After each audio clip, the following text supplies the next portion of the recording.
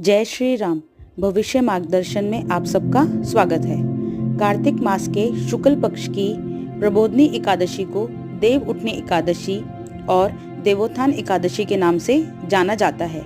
इस दिन देव उठ जाते हैं, अर्थात इस दिन भगवान विष्णु अपनी योग निद्रा से जाग जाते हैं और इस दिन के बाद से सभी तरह के मांगलिक कार्य प्रारंभ हो जाते हैं। इस दिन तुलसी विवाह भी होता है।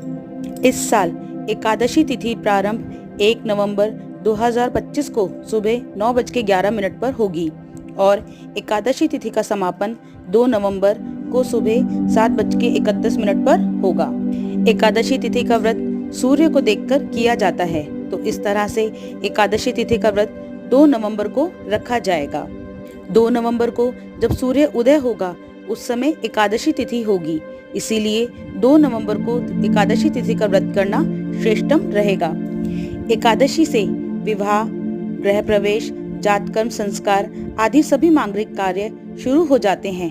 देवशयनी एकादशी के बाद यह व्रत सबसे महत्वपूर्ण माना जाता है। इस दिन निर्जल या केवल जलीय पदार्थों पर रहकर उपवास रखना चाहिए। यदि आप उपवास ना रख सकें तो इस दिन चावल, प्याज, लहसुन, मांस, मदिरा, बासी खाना बिल्कुल नहीं खाना चाहिए।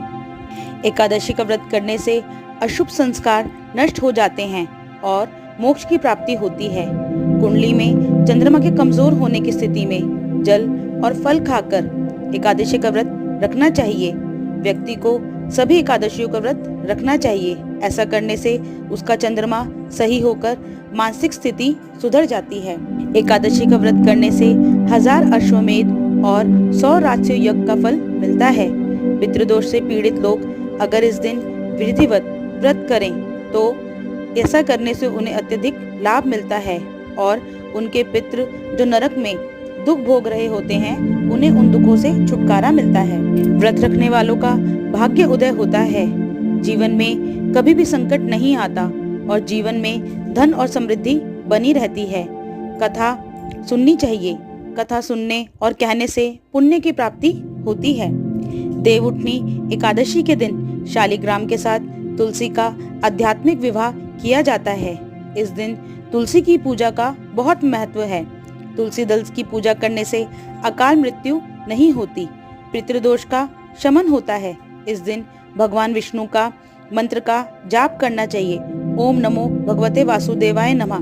पूरा दिन इस मंत्र का जाप करने से सर्वाधिक श्रेष्ठतम फल मिलता है। आशा है आपको ये जानकारी अच्छी लगी हो।